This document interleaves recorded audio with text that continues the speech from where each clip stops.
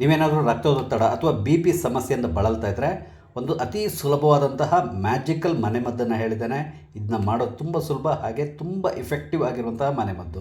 ನಿಮ್ಮ ಬಿ ಪಿಯನ್ನು ಸಂಪೂರ್ಣವಾಗಿ ಕಂಟ್ರೋಲ್ ಮಾಡಲಿಕ್ಕೆ ಇದು ಸಹಾಯ ಮಾಡ್ತದೆ. ವಿಡಿಯೋನ ಸಂಪೂರ್ಣವಾಗಿ ನೋಡಿ ಟ್ರೈ ಮಾಡಿ. ನಮಸ್ಕಾರ ಎಲ್ರಿಗೂ, ಅಮ್ಮಿಸ್ ಲೈಫ್ ಸ್ಟೈಲ್ಗೆ ಸ್ವಾಗತ. ಬಿ ಪಿ ಸಾಮಾನ್ಯವಾಗಿ ಇತ್ತೀಚಿನ ದಿನಗಳಲ್ಲಿ ಎಲ್ರಿಗೂ ಇರುವಂಥ ಸರ್ವೇ ಸಾಮಾನ್ಯವಾದಂತಹ ಸಮಸ್ಯೆ. ಈ ಬಿ ಪಿಯನ್ನು ಕಂಟ್ರೋಲ್ ಮಾಡ್ಕೊಳ್ಳಿಕ್ಕೆ ನಾವು ಬೇರೆ ಬೇರೆ ರೀತಿಯಾದಂಥ ಮೆಥಡನ್ನು ಯೂಸ್ ಮಾಡ್ತೇವೆ. ಒಂದು, ಕೇವಲ ವಾಕಿಂಗ್ ಈ ರೀತಿ ಮಾಡಿಕೊಂಡು ನಮ್ಮ ದೇಹವನ್ನು ದಂಡಿಸುವ ಮುಖಾಂತರ ನಾವು ಕಂಟ್ರೋಲ್ ಮಾಡ್ತೇವೆ. ಇನ್ನು ಕೆಲವರು ಮಾಡ್ತಾರೆ ಅಂತ ಹೇಳಿದ್ರೆ ಮೆಡಿಸಿನ್ ತಗೊಳ್ಳಿ ಶುರು ಮಾಡ್ತಾರೆ. ಆ್ಯಕ್ಚುಲಿ ಈ ಮಾತ್ರೆಗಳನ್ನು ತಗೊಳ್ಳಿ ಶುರು ಮಾಡ್ತಾರಲ್ಲ, ಅದು ತುಂಬ ಡೇಂಜರಸ್ ಅಂತೇಳಿ ಹೇಳ್ತಾರೆ. ಒಮ್ಮೆ ನೀವು ಈ ಮಾತ್ರೆಗಳನ್ನು ತಗೊಳ್ಳಿ ಶುರು ಮಾಡಿದರೆ ಅದನ್ನು ಲೈಫ್ ಲಾಂಗ್ ಕಂಟಿನ್ಯೂ ಮಾಡಬೇಕಾಗಿ ಬರ್ತದೆ.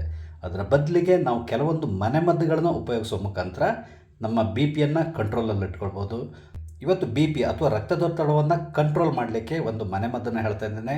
ಇದು ಕೇವಲ ಬಿ ಪಿಗೆ ಮಾತ್ರ ಅಲ್ಲ, ಅದ್ರ ಜೊತೆಗೆ ನಿಮ್ಮ ರಕ್ತ ಶುದ್ಧ ಆಗಲಿಕ್ಕೆ, ಅದೇ ರೀತಿಯಲ್ಲಿ ರಕ್ತನಾಳಗಳು ಕೂಡ ತುಂಬ ಸ್ಟ್ರಾಂಗ್ ಆಗಲಿಕ್ಕೆ ಈ ಮನೆಮದ್ದು ತುಂಬ ಸಹಾಯ ಮಾಡ್ತದೆ.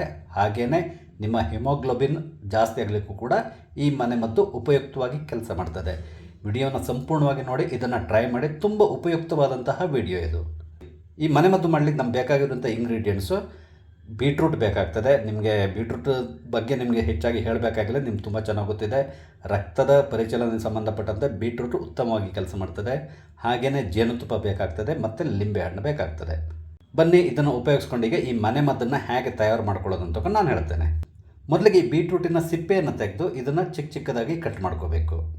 ನಾನು ಅರ್ಧ ಬೀಟ್ರೂಟನ್ನು ಕಟ್ ಮಾಡ್ಕೊಂಡಿದ್ದೇನೆ. ಕಟ್ ಮಾಡ್ಕೊಂಡು ಮಿಕ್ಸಿಗೆ ಹಾಕ್ಕೊಳ್ತಾ ಇದ್ದೇನೆ, ಯಾಕಂದರೆ ಇದರ ಜ್ಯೂಸನ್ನ ನಾವು ತೆಗಿಬೇಕು. ಅದಕ್ಕಾಗಿ ನಾನು ಗ್ರೈಂಡ್ ಮಾಡಿ ರೆಡಿ ಮಾಡ್ಕೊಂಡಿದ್ದೇನೆ. ಈಗ ಏನು ಮಾಡಬೇಕಂದ್ರೆ ಇದನ್ನೊಂದು ಬಟ್ಟೆಯಲ್ಲಿ ನಾವು ಹಿಂಡಿ ಇದರ ರಸವನ್ನು ತಗೊಳ್ಬೇಕು.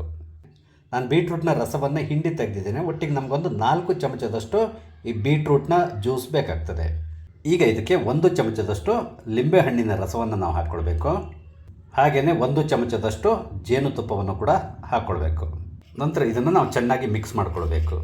ಜೇನುತುಪ್ಪ, ಲಿಂಬೆಹಣ್ಣಿನ ರಸ ಈ ಬೀಟ್ರೂಟ್ ರಸದೊಂದಿಗೆ ಸರಿಯಾಗಿ ಮಿಕ್ಸ್ ಆಗಬೇಕು. ಅದಕ್ಕಾಗಿ ಒಂದು ಸ್ವಲ್ಪ ಹೊತ್ತು ಈ ರೀತಿಯಾಗಿ ಮಿಕ್ಸ್ ಮಾಡಿಕೊಳ್ಳಿ. ರೆಡಿಯಾಗಿದೆ. ಈಗ ನೋಡಿ, ಬಿ ಪಿ ಅಥವಾ ರಕ್ತದೊತ್ತಡಕ್ಕೆ ಮನೆಮದ್ದು ತಯಾರಾಗಿದೆ. ನೀವೇನು ಮಾಡಬೇಕು ಅಂದರೆ ಇದನ್ನು ಈ ರೀತಿ ರೆಡಿ ಮಾಡಿಕೊಂಡು ಪ್ರತಿದಿನ ಬೆಳಿಗ್ಗೆ ಖಾಲಿ ಹೊಟ್ಟೆಯಲ್ಲಿ ಕುಡಿತಾ ಬನ್ನಿ, ಸಾಕು. ಇದನ್ನ ರೆಗ್ಯುಲರಾಗಿ ನೀವು ಕುಡಿಬೋದು, ಯಾವುದೇ ರೀತಿಯಂಥ ಸಮಸ್ಯೆ ಇಲ್ಲ. ಒಂದು ವೇಳೆ ನೀವೇನಾದರೂ ಡಯಾಬಿಟಿಕ್ ಆಗಿದ್ದರೆ ಅಂಥವರು ಜೇನುತುಪ್ಪವನ್ನು ಬೇಕಾದ್ರೆ ಸ್ಕಿಪ್ ಮಾಡ್ಬೋದು, ಏನು ಸಮಸ್ಯೆ ಇಲ್ಲ.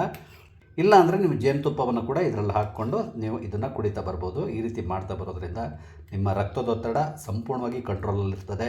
ಅದೇ ರೀತಿಯಲ್ಲಿ ನಿಮ್ಮ ರಕ್ತ ಕೂಡ ಶುದ್ಧೀಕರಣಗೊಳ್ಳುತ್ತದೆ. ನಿಮ್ಮ ರಕ್ತನಾಳಗಳು ಕೂಡ ತುಂಬ ಸ್ಟ್ರಾಂಗ್ ಆಗ್ತಾ ಹೋಗ್ತದೆ. ಹಾಗಾಗಿ ನಿಮ್ಮ ಆರೋಗ್ಯ ಆದಷ್ಟು ಬೇಗ ಸುಧಾರಿಸ್ತದೆ. ಒಬ್ಬರು ಆಯುರ್ವೇದಿಕ್ ಡಾಕ್ಟರ್ ಬರೆದಿರುವಂತಹ ಪುಸ್ತಕದಿಂದ ನಾನು ರೆಫರ್ ಮಾಡಿಕೊಂಡು ಈ ಒಂದು ಮನೆಮದ್ದನ್ನು ನಿಮ್ಮ ಜೊತೆಗೆ ಹೇಳ್ಕೊಳ್ತಾ ಇದ್ದೇನೆ. ನೀವು ಈ ಮನೆಮದ್ದನ್ನು ಟ್ರೈ ಮಾಡಿ, ಖಂಡಿತವಾಗಿ ನಿಮಗೆ ಇದು ಉತ್ತಮವಾಗಿ ಕೆಲಸ ಮಾಡ್ತದೆ. ಹಾಗೆಯೇ ಅತ್ಯಂತ ಯೂಸ್ಫುಲ್ ಆಗಿರುವಂತಹ ಮನೆಮದ್ದು.